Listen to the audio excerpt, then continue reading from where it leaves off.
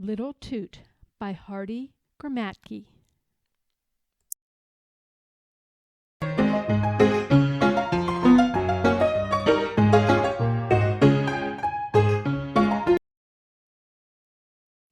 Little Toot, Pictures and Story by Hardie, Gramatky. At the foot of an old wharf lives the cutest, silliest little tugboat you ever saw. A very handsome tugboat with a brand new candy stick smokestack. His name is Little Toot, and this name he came by through no fault of his own. Blow hard as he would, the only sound that came out of his whistle was a gay, small toot, toot, toot. But what he couldn't create in sound, Little Toot made up for in smoke. From his chubby smokestack he would send up a volley of smoke balls which bubbled over his wake like balloons. Hence, when he got all steamed up, Little Toot used to feel very important. Then the flag at his masthead would dance like the tail of a puppy dog when he's happy. And he flaunted his signals like a man o' war. Now, the river where Little Toot lives is full of ships. They come from ports all over the world, bringing crews who speak strange tongues and bringing even stranger cargoes. Hides from Buenos Aires, copra from the South Seas, whale oil from the Antarctic, and fragrant teas from distant Asia. So there is always work for tugboats to do, either pushing ships into the docks to be unloaded, or else pulling them into the stream and down the channel to the ocean to begin a new voyage. So, a tugboat's life is a busy, exciting one, and Little Toot was properly right in the middle of it. His father, Big Toot, is the biggest and fastest tugboat on the river. Why, Big Toot can make more smoke and kick up more water than any two of the other boats put together. As for Grandfather Toot, he is an old sea dog who breathes smoke and tells of his mighty deeds on the river. You'd think that Little Toot, belonging to such an important family, would have his mind on work. But no, Little Toot hated work. He saw no sense in pulling ships 50 times bigger than himself all the way down to the ocean, and he was scared of the wild seas that lay in wait outside the channel, beyond where the harbor empties into the ocean. Little Toot had no desire to be tossed around. He preferred the calm water of the river itself, where he could always find plenty of fun, like gliding, for example, or playing thread the needle around the piers. Or, what was even fancier, cutting figure eights. Little Toot liked nothing better than to make a really fine figure eight. First, you throw your weight on one side, then on the other, and the result never failed to delight him, although his antics annoyed the hard-working tugboats awfully. But he kept on making figure eights that grew bigger and bigger until one day, carried away by the joy of it all, he made one so big it took up the whole river. Indeed, there was hardly room for it between the two shores. And no room at all for a big tug named J.G. McGillicuddy, which was bound downstream to pick up a string of coal barges from Hoboken.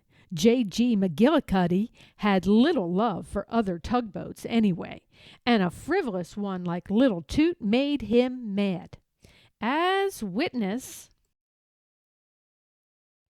this by itself was bad enough, But unfortunately for little Toot, the other tugboats had seen what had happened, so they began to make fun of him, calling him a sissy who only knew how to play. Poor little Toot! He was ashamed and angry, but there was nothing he could do about it except blow these silly smoke balls.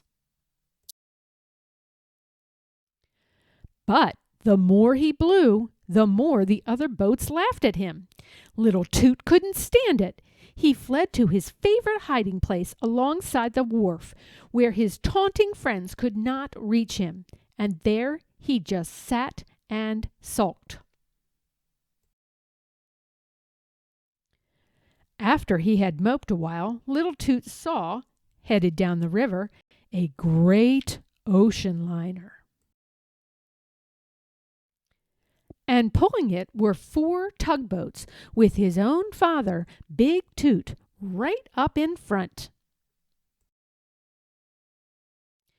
The sight of that brave, bustling work made little Toot think. He thought harder than ever in his life, and then, all of a sudden, a great idea burst over him. He wouldn't be a silly, frivolous little tugboat any more. He would work like the best of them. After all, wasn't he the son of Big Toot, the mightiest tug on the river? Well, he would make Big Toot proud of him. He'd show them all. Full of ambition, he started eagerly downstream. He sidled hopefully up to one big ship after another, tooting for them to heave a tow line, but they supposed he was still only a nuisance and would have nothing to do with him. Oscar, the Scandinavian, rudely blew steam in his face. And the others were too busy with their own affairs to notice a bothersome little tug. They knew him too well. But the rudest of all was a great transatlantic liner which blasted him right out of the water. That was too much for little Toot.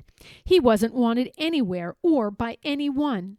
With his spirits drooping, he let the tide carry him where it willed.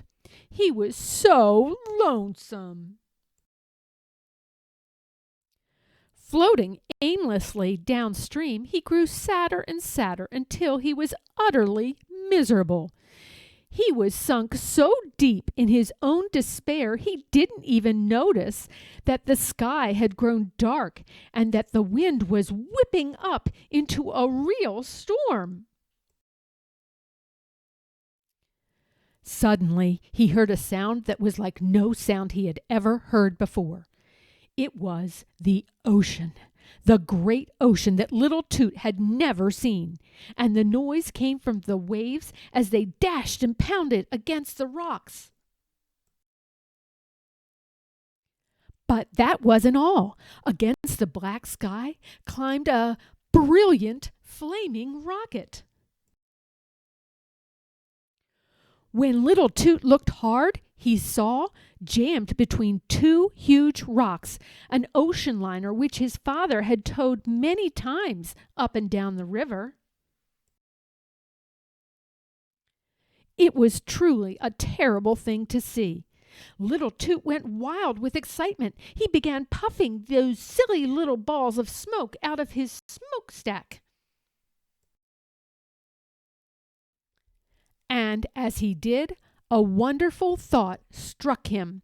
Why, those smoke balls could probably be seen way up the river where his father and grandfather were. So he puffed a signal, thus SOS.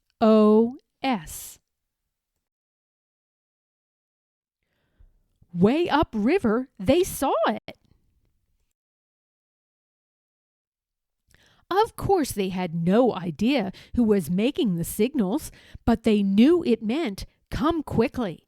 So they all dropped what they were doing to race to the rescue. Out from many wharves steamed a great fleet. big boats, little boats, fat ones and skinny ones.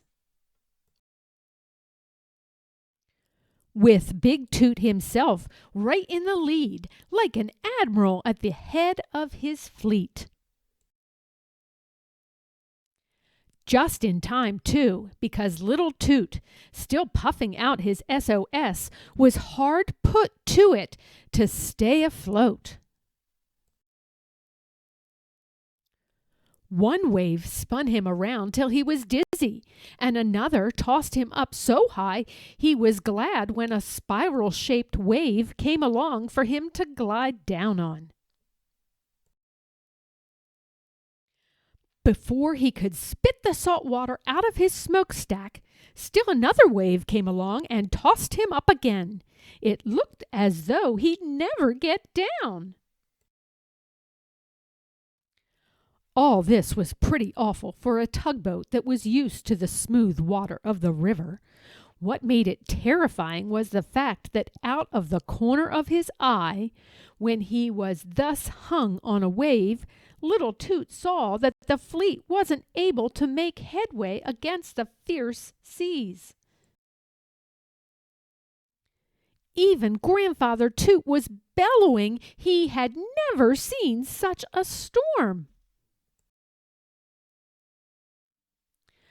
Little Toot was scared green. Something had to be done, but all that little Toot had ever learned to do was blow out those silly smoke balls. Where he was, the channel was like a narrow bottleneck, with the whole ocean trying to pour in at once.